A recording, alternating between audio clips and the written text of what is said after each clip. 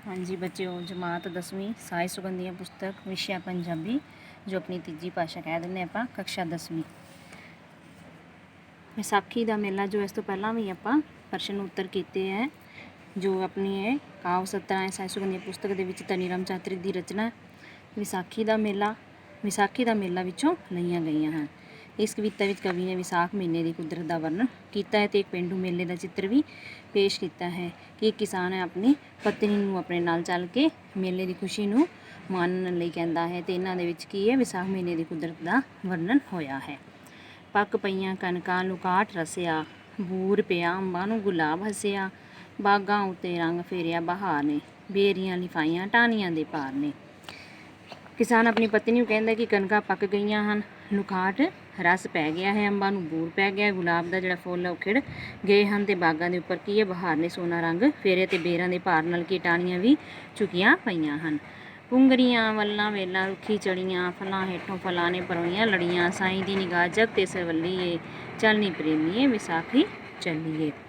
ਫਿਰ ਕਵੀ ਕਹਿੰਦਾ ਹੈ ਕਿ ਜੋ ਵੇਲਾਂ ਪੁੰਗਰ ਗਈਆਂ ਤੇ ਰੁੱਖਾਂ ਦੇ ਉੱਪਰ ਚੜ੍ਹਨ ਲੱਗ ਪਈਆਂ ਹਨ ਤੇ ਫੁੱਲਾਂ ਹੇਠਾਂ ਫਲਾਂ ਨੇ ਲੜੀਆਂ ਪਰੋ ਲਈਆਂ ਹਨ। ਦੁਨੀਆ ਦੇ ਉੱਪਰ ਰੱਬ ਦੀ ਨਜ਼ਰ ਮਿਹਰ ਭਰੀ ਜਾਪਦੀ ਹੈ ਤੇ ਚੱਲ ਸੱਜਣੀ ਆਪਾਂ ਵੀ ਹੁਣ ਅਜਿਹੇ ਸਮੇਂ ਨੂੰ ਮਨਾਉਣ ਵਾਸਤੇ ਕਿੱਥੇ ਚੱਲੀਏ ਵਿਸਾਖ ਦੇ ਮੇਲੇ ਚੱਲੀਏ। ਦੂਰ ਦੂਰ ਥਾਂ ਵਣਜਾਰੇ ਆਏ ਨੇ ਸੋਹਣੇ ਸੋਹਣੇ ਕੁੰਜਾਂ ਤੇ ਫੀਤੇ ਲਿਆਏ ਨੇ ਗੱਜਰਿਆਂ ਤੇ ਵੰਗਾਂ ਦਾ ਨਾ ਅੰਤ ਕੋਈ ਏ ਮੰਡੀ ਝੂਠੇ ਗਹਿਣਿਆਂ ਦੀ ਲੱਗੀ ਹੋਈ ਏ ਹੱਟੀਆਂ ਹਜ਼ਾਰਾਂ ਹਲਵਾਈਆਂ ਲਾਈਆਂ ਸੈਂਕੜੇ ਸੁਗਾਤਾਂ ਨਾਲੇ ਹੋਰ ਆਈਆਂ। ਫਿਰ ਇਹਦੇ ਵਿੱਚ ਕਵੀ ਜੋ ਕੀ ਕਹਿੰਦਾ ਹੈ ਮੇਲੇ ਦੇ ਵਿੱਚ ਕੀ ਹੈ ਦੂਰੋਂ ਦੂਰੋਂ ਯਾਨੀ ਕਿ ਬੱਚੇ ਬੁੱਢੇ ਗੱਭਰੂ ਸਭ ਆਏ ਹੁੰਦੇ ਹਨ ਤੇ ਉਹਨਾਂ ਨੂੰ ਮੇਲੇ ਵੇਖਣ ਦੀਆਂ ਕੀ ਰੀਝਾਂ ਨੇ ਉਤਸ਼ਾਹ ਲਾਇਆ ਹੋਇਆ ਹੈ ਤੇ ਮੇਲੇ ਵਿੱਚ ਇਕੱਠੇ ਹੋ ਕੇ ਲੋਕਾਂ ਦੇ ਦਿਲਾਂ ਦੇ ਤਰ੍ਹਾਂ ਤਰ੍ਹਾਂ ਦੇ ਕੀ ਹੈ ਵਿਚਾਰ ਹਨ। ਹਰ ਕੋਈ ਆਪੋ ਆਪਣੀ ਪਸੰਦ ਦਾ ਮਾਲ ਸਮਾਨ ਲੈ ਰਿਹਾ ਹੈ। ਮੇਲੇ ਦੀ ਰੌਣਕ ਖੁਸ਼ੀ ਭਰੀ ਬਹਾਰ ਤੇ ਸ਼ਾਮ ਤੱਕ ਚੱਲਦੀ ਹੈ ਤੇ ਕਿਸੇ ਨੇ ਇੱਥੇ ਕੀ ਹੈ ਕਈ ਦੁਕਾਨਾਂ ਲਾਈਆਂ ਯਾਨੀ ਕਿ ਸੈਂਕੜੇ ਸੁਗਾਤਾਂ ਯਾਨੀ ਕਿ ਕਈ ਉਪਹਾਰ ਦੇ ਨਾਲ ਆਈਆਂ ਹਟੀਆਂ ਜੋ ਇਹਨੀ ਦੁਕਾਨਾਂ ਆਈਆਂ ਹਨ। ਸ਼ੌਂਕੀਆਂ ਦੀ ਭੀੜ ਖੱਲੀ ਹੋਈ ਹੈ। ਸ਼ਾਮ ਪੈਣ ਤੱਕ ਸਭ ਘਰੋਂ ਘਰੀ ਚੱਲੀ ਜਾਣ ਦੀ ਮੱਚ ਜਾਂਦੀ ਧੂਮ ਮੇਲੇ ਨੇ ਖਤਮ ਹੋ ਜਾਣਾ ਹੈ ਸੱਜਣੀ ਅਸਾਂ ਵੀ ਚੱਲ ਆਪਾਂ ਹੁਣ ਪ੍ਰੇਮੀਏ ਮੇਲੇ ਚੱਲੀਏ।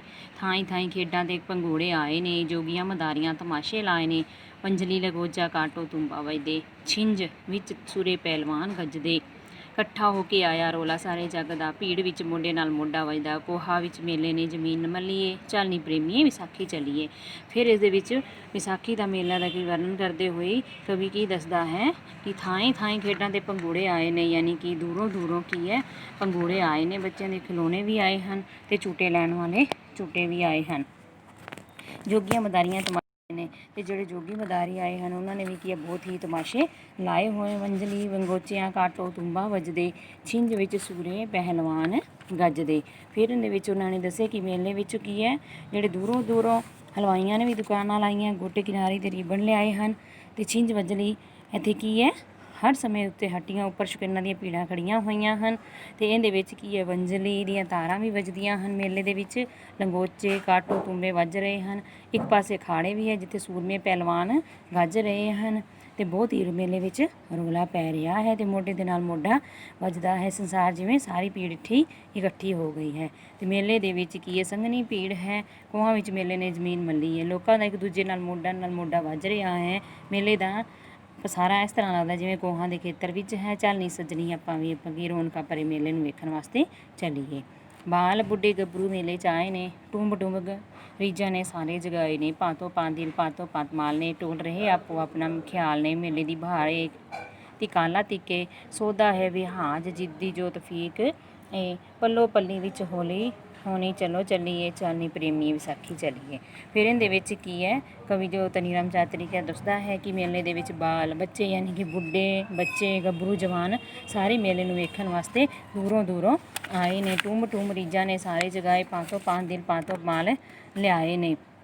ਫਿਰ ਇਹਦੇ ਵਿੱਚ ਤਨੀਰਾਮ ਜੋ ਚਾਤਰਿਕ ਹੈ ਉਹ ਦੱਸਦਾ ਹੈ ਕਿ ਆਪਣੇ ਉਸ ਮੇਲੇ ਨੂੰ ਵੇਖਣ ਦੀਆਂ ਰੀਝਾਂ ਨੇ ਸਾਰਿਆਂ ਨੂੰ ਉਤਸ਼ਾਹ ਜਗਾਇਆ ਹੋਇਆ ਹੈ। ਅਤੇ ਮੇਲੇ ਵਿੱਚ ਇਕੱਠੇ ਹੋਏ ਲੋਕਾਂ ਦੇ ਦਿਲਾਂ ਵਿੱਚ ਤਰ੍ਹਾਂ ਤਰ੍ਹਾਂ ਦੇ ਵਿਚਾਰ ਹੁੰਦੇ ਹਨ ਅਤੇ ਸਾਰੇ ਹੀ ਕੋਈ ਆਪਣੀ ਪਸੰਦ ਦਾ ਮਾਲ ਲੱਭ ਰਿਹਾ ਹੈ। ਮੇਲੇ ਦੀ ਰੌਣਕ ਹੁਣ ਖੁਸ਼ੀ ਭਰਦੀ ਹੈ, ਸ਼ਾਮ ਤੱਕ ਦੀ ਹੈ, ਯਾਨੀ ਕਿ ਕਾਲਾ ਕਿਸ ਨੂੰ ਕਿਹਾ ਗਿਆ ਹੈ, ਸ਼ਾਮ ਤੱਕ ਨੂੰ।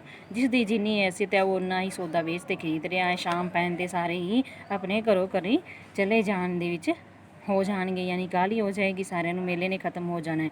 ਚੱਲ ਸੱਜਣੀ, ਆਪਾਂ ਵੀ ਹੁਣ ਕੀ ਹੈ ਵਿਸਾਖ ਦੇ ਮੇਲੇ ਨੂੰ ਵੇਖਣ ਵਾਸਤੇ ਚੱਲੀਏ। ਨਵੀਂ ਨਵੀਂ ਬਹਾਰ, ਨਵੀਂ ਨਵੀਂ ਬਹਾਰ, ਨਵੀਂ ਹਿਸਟਰੀ, ਨਵੇਂ ਫਸਾਨੇ, ਨਵੇਂ ਸ਼ਿਕਾਰੀ, ਨਵੇਂ ਨਿਸ਼ਾਨੇ, ਨਵੇਂ ਚਿਰਾਗ, ਨਵੇਂ ਪਰਵਾਨੇ, ਨਵੇਂ ਨਵੇਂ ਦਿਲਦਾਰ ਸੇ ਮੇਰੀ ਨਵੀਂ ਬਹਾਰ।